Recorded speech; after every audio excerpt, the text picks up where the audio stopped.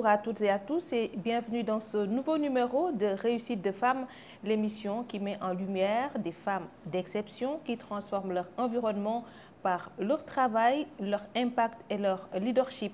Aujourd'hui, nous avons le plaisir d'accueillir sur ce plateau une femme exceptionnelle, la nouvelle CEO de Jumia Sénégal, une pionnière dans le e-commerce en Afrique de l'Ouest qui a su gravir avec brio les échelons pour atteindre le sommet.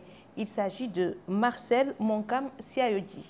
Son nom résonne déjà comme un symbole d'audace et de réussite. Marcel Monkam Siayoudi, directrice générale de Jumia Sénégal, est devenue en février 2025 la première femme à diriger la filiale sénégalaise du géant panafricain du e-commerce. De nationalité camerounaise, Marcel a plus de 10 ans d'expérience dans le commerce électronique. Depuis son arrivée chez Jumia Cameroun en 2014 comme capitaine d'acquisition, elle a franchi un à un les échelons, occupant des postes stratégiques au Sénégal et au Kenya avant d'accéder au sommet. Mais derrière cette réussite professionnelle se cache un parcours académique solide. Marcel est titulaire d'un master exécutif en marketing numérique et commerce électronique obtenu à HEC Maroc. Une formation qui lui a donné des outils pour comprendre en profondeur les dynamiques du e-commerce et bâtir une vision stratégique adaptée aux réalités africaines. Je pense que mon parcours académique m'a donné les bases de la rigueur, de la structuration, de résoudre des problèmes complexes. Les moments clés de mon parcours chez Jumia, je pense, ont été les moments où j'ai dû relever des défis transformationnels. En général, les marchés africains sont structurés quasi de la même façon. Je parle commercialement. Mais quelque chose de spécifique au Sénégal, c'est le communautarisme. Le fait que les gens fonctionnent en communauté et qu'il faut trouver les moyens de rentrer dans cette communauté-là et de se faire accepter. Ça ne vient pas d'un seul coup. Il faut travailler, inspirer confiance, prouver que ça fonctionne pour qu'on puisse te faire confiance. Pour ses collaborateurs, Marcel est plus qu'une dirigeante. Elle est une source d'inspiration. Alors, les qualités et aptitudes que je trouve très pertinentes chez Marcel Siayoudi, notre CEO. Marcel, dans l'âme, c'est une stratège commerciale hors pair et une négociatrice d'une dimension. Une anecdote parmi des dizaines. Alors, quand nous avons eu le malheur de mettre la clé sur le paillasson à Jumia Market au Cameroun, Marcel Siayoudi, à l'époque, elle était responsable commerciale.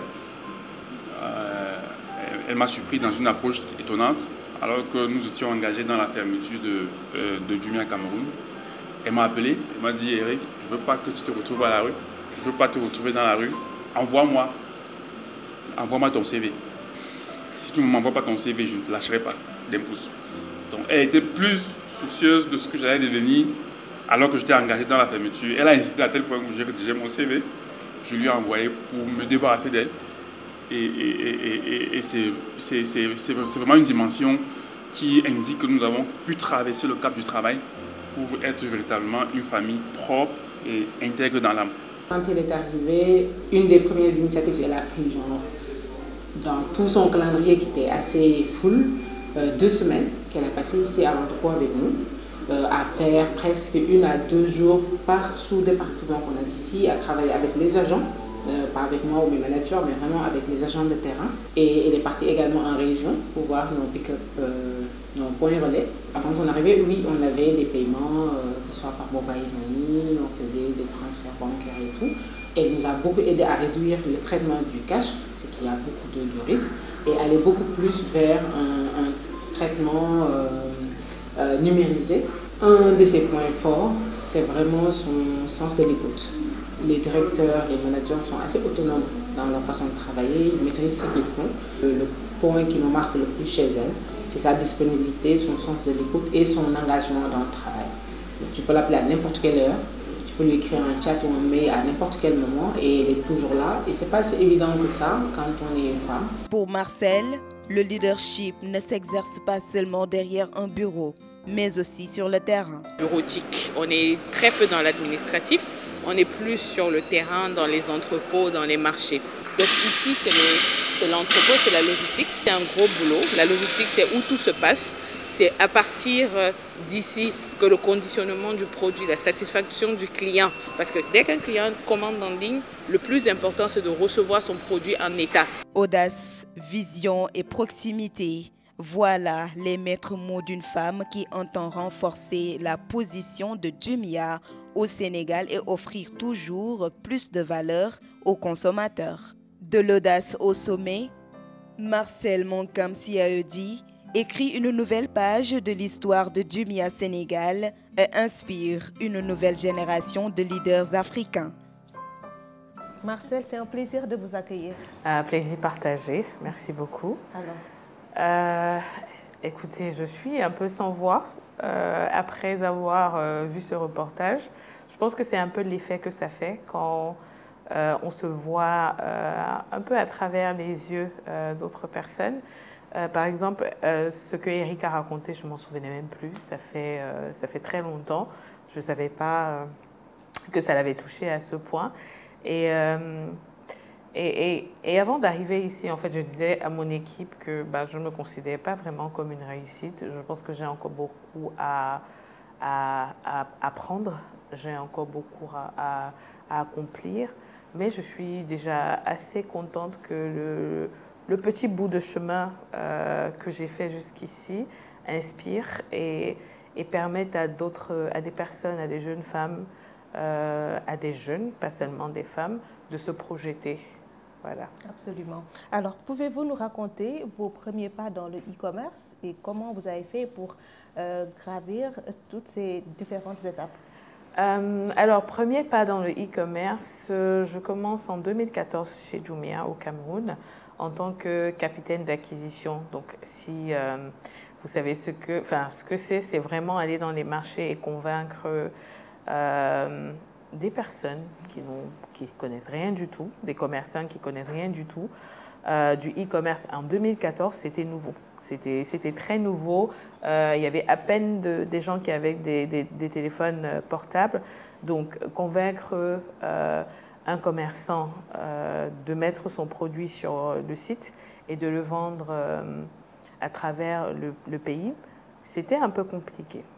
Mais à force de travail, d'insistance, de rigueur, de résilience, on réussit très vite à gravir les échelons. Donc, acquisition, j'ai fait le terrain peut-être pour 5 mois. Après, je suis passée manager de cette équipe-là. Ensuite, responsable commercial au Cameroun. Faut savoir que cumulativement, ça me fait 10 ans d'expérience au sein de Jumia, mais je suis partie 2 ans vers d'autres aventures, et puis je suis revenue chez Jumia en tant que directrice commerciale du Sénégal, où j'ai appris à construire une équipe qui allait presque de la base de pas grand-chose, une équipe commerciale, une équipe solide et forte, et de ramener avec mon équipe une belle croissance pour le Sénégal. Et juste après, le management de Jumia a trouvé que c'était judicieux pour moi d'aller faire pareil au Kenya. Donc j'ai fait 18 mois au Kenya, où je suis, après 18 bons mois, dans un marché très très concurrentiel comme le Kenya. J'ai appris la stratégie, faire beaucoup avec peu, et ensuite le poste de CEO Jumia Sénégal, voilà. Et au cours de cette ascension, est-ce qu'il y a eu quelques anecdotes que vous voudriez partager avec nous? Oui, je commence par ma venue au Sénégal. J'aime le dire parce que je suis très fière. Je suis une maman de 4 enfants. Et donc, j'ai dû laisser ma petite qui n'avait que 4 mois pour venir. Et quand je suis arrivée, j'étais un peu craintive parce qu'il y avait beaucoup de sujets à propos du fait que c'est compliqué au Sénégal. Mais j'étais très surprise parce que j'ai trouvé des personnes agréables qui m'ont accueillie. Vraiment, j'ai trouvé une famille. Et ça m'a vraiment permis de travailler et d'exceller. Donc, partout où je suis allée, et particulièrement au Sénégal, j'ai toujours été super bien accueillie, ce qui m'a permis de vraiment exceller. Voilà. Alors, votre parcours est exemplaire. Capitaine d'acquisition au Cameroun, Head of Category, Chief Commercial Officer au Sénégal, puis au Kenya. Quels ont été les moments clés qui ont façonné votre leadership? Je pense que trois gros moments clés. C'est d'abord l'acquisition terrain, marché dans la boue au marché. Pour ceux qui connaissent un peu le marché central de Douala, c'est quelque chose. C'est pas le marché très organisé.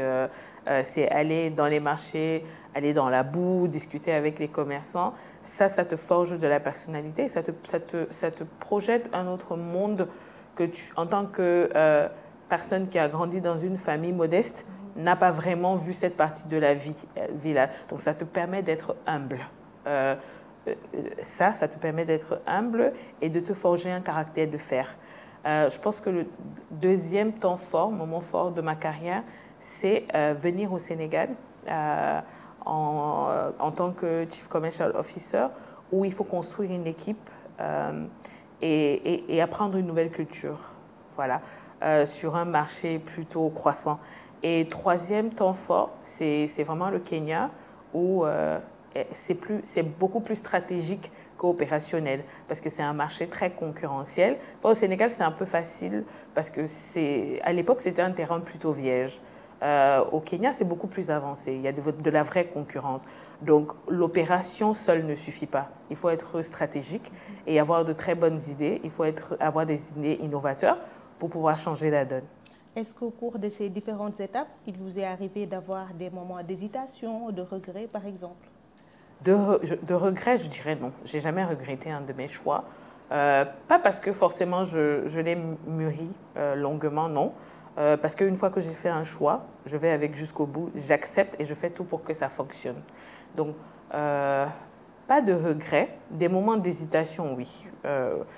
Principalement quand je déprimais parce que je n'étais pas avec mes enfants. 6 mois, c'est quand même long sans ses enfants. Donc, je me suis posé la question de savoir si c'était la bonne décision. Au final, c'était la bonne décision parce que là, au-delà de ma carrière, j'éduque des enfants du monde, des enfants qui sont ouverts au monde. Je n'éduque pas des Camerounais, mais j'éduque des Africains qui, au fil de mon parcours, et chaque pays où on part, apprennent une nouvelle culture et se fortifier en tant que personne.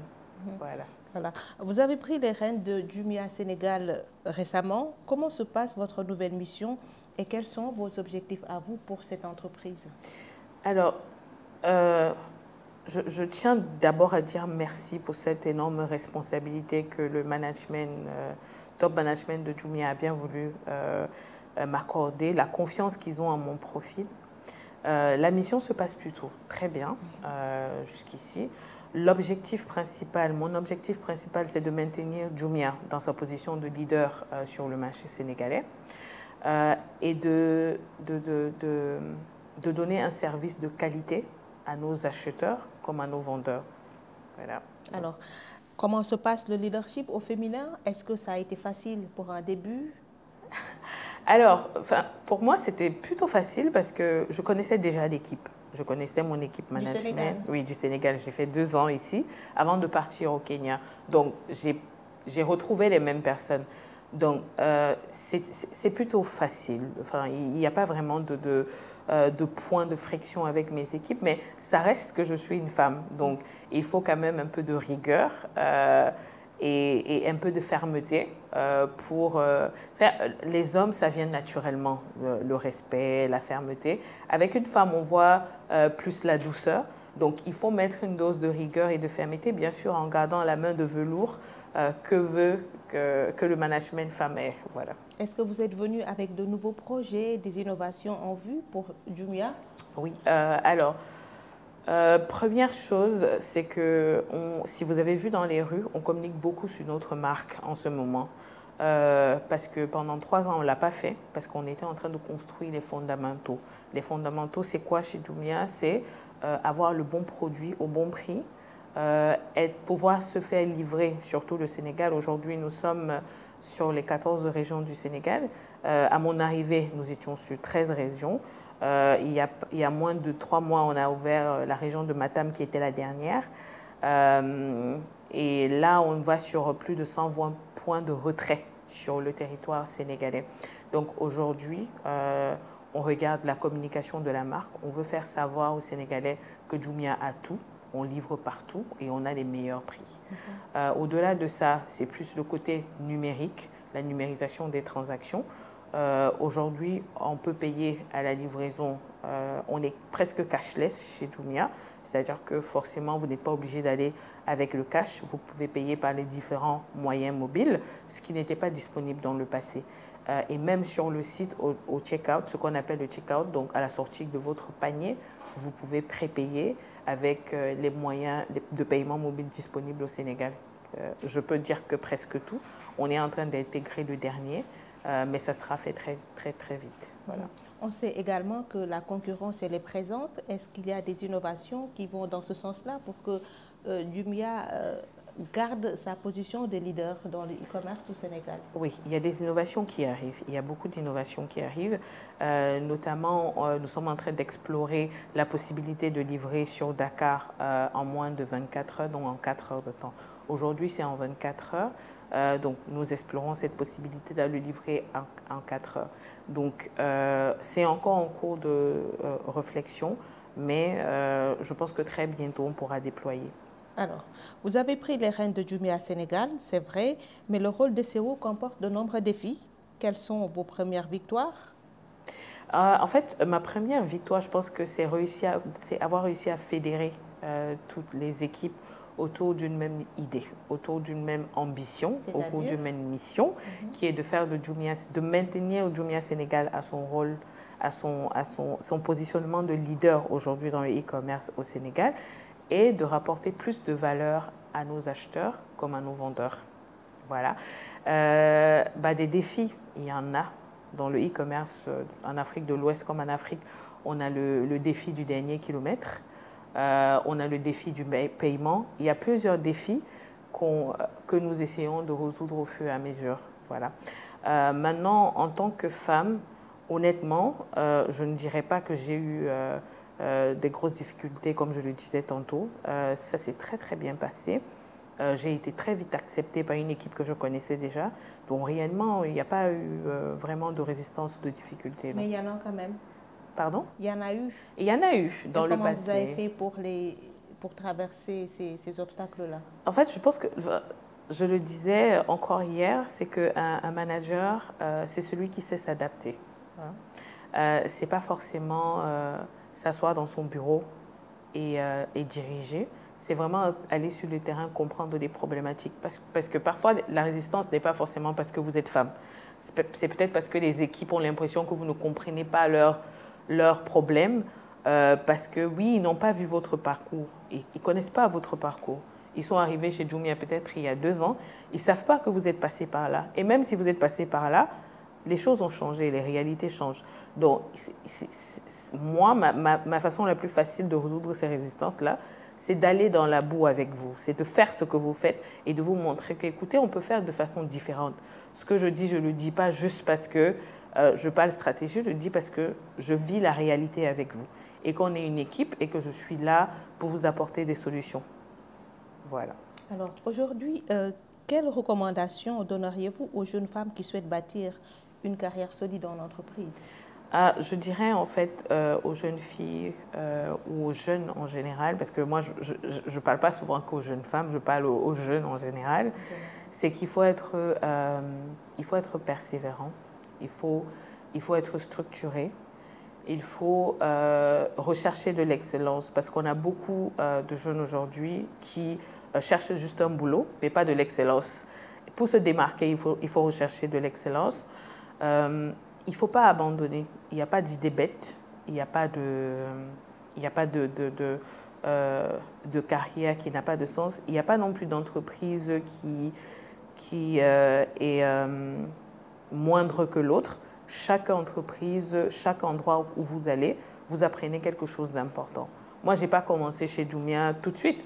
J'ai commencé comme stagiaire chez Guinness, où je vendais des boissons dans les camions. j'aurais pu laisser tomber.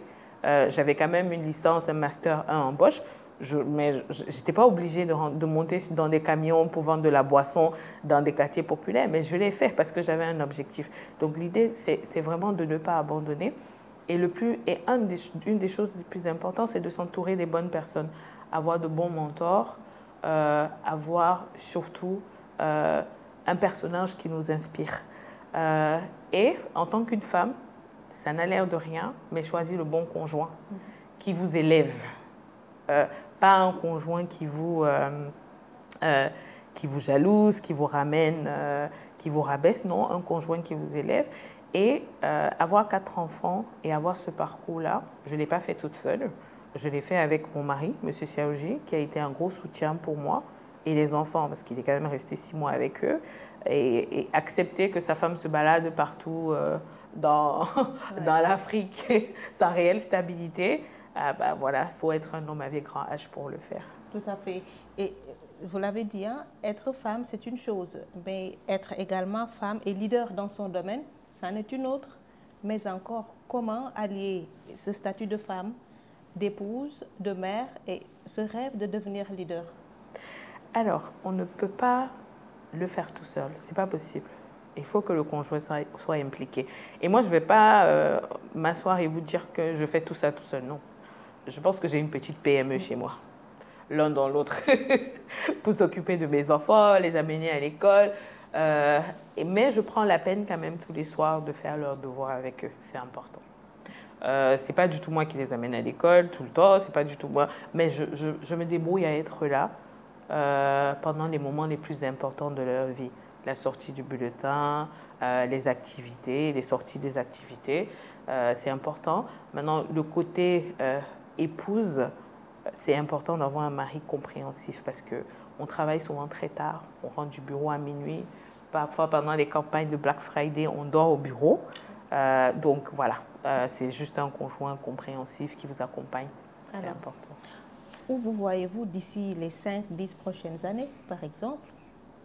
Bon, dans 5 ans, c'est très drôle parce que mon manager m'a posé cette question il y a 2 jours. D'abord, je viens d'arriver au Sénégal, donc je vais m'asseoir là et faire un moment à mon poste de DG.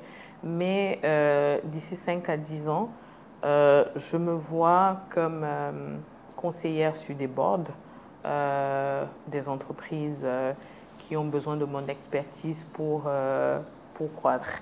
Alors, je n'ai pas du tout une âme d'entrepreneuse, ne m'attendez pas là-bas, je suis une carriériste et je pense que je vais y rester. Je pense que j'ai encore de très belles années devant moi chez Jumia. Ça peut être au Sénégal, ça peut être ailleurs, mais voilà, je ne me vois pas hors de Jumia pour l'instant. Et comme side business, je me vois bien comme consultante pour des startups, des entreprises qui ont besoin de l'expertise, de la petite expertise que j'ai pu accumuler au courant des années. Alors, Marcel, en dehors de l'importance de la persévérance, du leadership et de l'ambition, quels sont les préalables que devraient avoir les femmes, de jeunes femmes, qui voudraient vraiment devenir leaders dans leur domaine, être CEO comme vous aujourd'hui? En fait, ce sont des questions... généralement, ce sont des questions qui ont des réponses toutes faites. Mais moi, j'ai l'habitude de ne pas donner des réponses toutes faites parce que chacune a son parcours, chaque personne a sa réalité. On ne vient pas tous du même background, on n'a pas tous fait la même école, on n'a pas eu tous la même éducation. Chacune dans sa réalité, chacune de nous dans sa réalité a souvent des limites que malheureusement ne dépendent pas de nous. Mais une chose que je veux, que je pense qu'on devrait avoir, c'est de l'ambition et de la détermination. Parce que moi, j'aime tout le temps à dire « When there is a will, there is a way ». Donc, quand il y a une volonté, il y a un moyen. Il faut avoir de la volonté et il faut se donner les moyens. Voilà. C'est vrai, il faut avoir de la volonté, il faut se donner les moyens. Est-ce que vous encouragez toutes les femmes à viser des postes de responsabilité? Oui, absolument. Absolument. J'encourage toutes les femmes à viser des postes de responsabilité parce que les postes de responsabilité, ce n'est pas seulement réservé à un genre spécifique. Tout le monde qui a des qualificatifs, bien sûr. On doit pouvoir leur donner la possibilité de s'exprimer. D'ailleurs, mon équipe management est constituée en majorité des femmes. Ce n'est pas un choix hein, du tout. C'est juste que je pense que dans la nouvelle génération, il y a beaucoup de femmes pertinentes, impactantes. Et le seul homme de mon management, Ernesto, on a tendance à lui dire en réunion de management, tu n'as pas beaucoup à dire ici, hein, parce que nous, on est majoritaire quand même. Super. Alors, Marcel Monkam-Siaudi, merci infiniment pour ce partage inspirant. Votre parcours démontre que la passion et la persévérance permettent de réussir. Nous vous souhaitons beaucoup de succès dans vos projets chez Jumia Sénégal et vous prions de livrer un dernier mot à nos auditeurs. Mais déjà, merci à vous. Merci encore de me donner cette opportunité pour partager mon petit parcours, le petit parcours que j'ai eu jusqu'ici. Pour vos auditeurs, je leur dirais déjà merci pour l'écoute. Et pour tous les jeunes qui m'écoutent aujourd'hui, je leur dirais de persévérer, de surtout chercher l'excellence, de surtout aussi chercher de l'expérience. C'est important d'en avoir, de ne pas sous-estimer un boulot quand on sort, un emploi quand on sort de l'école. C'est important de travailler, c'est important d'apprendre. Ensuite, tout le reste viendra. Surtout être pertinent, c'est important.